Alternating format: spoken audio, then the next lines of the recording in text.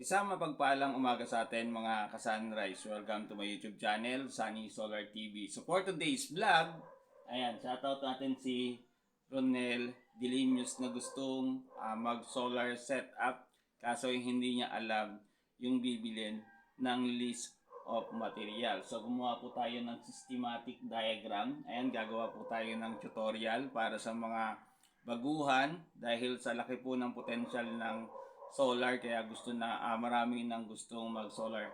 Lalo na po sa mga walang kuryente, yung mga off-grid connection or yung nakikikabit ng kuryente kasi gusto nilang magkaroon ng sariling kuryente, no?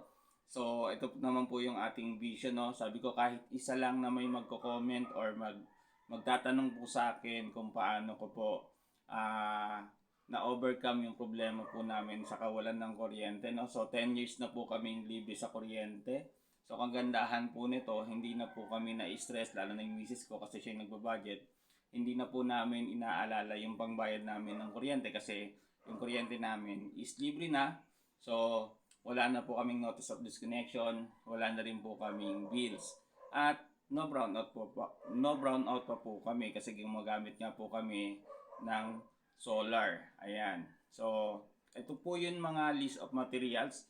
And then, gumawa na rin po tayo ng diagram para sa mga gustong matuto, no?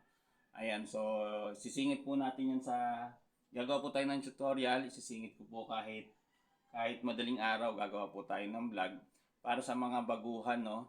Ayan. So, ito po yung mga list of materials na dapat meron po tayo kung gusto po nating mag-build ng solar.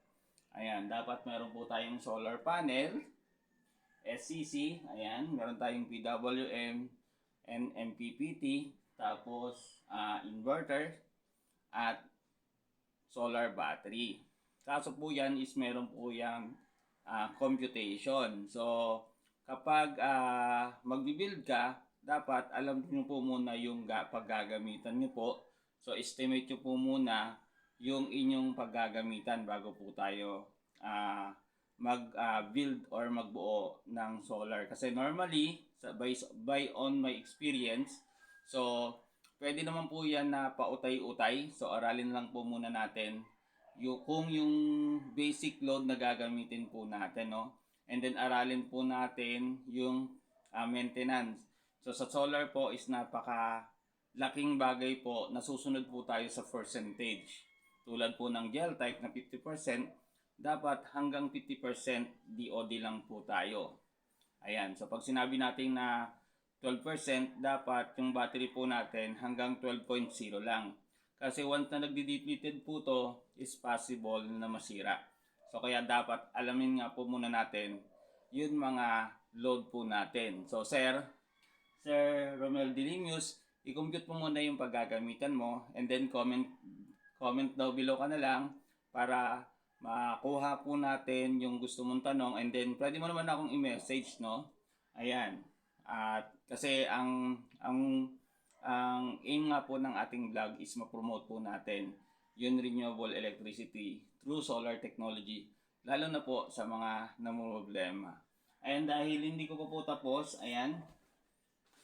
So yun lang po yung pinaka major part, no?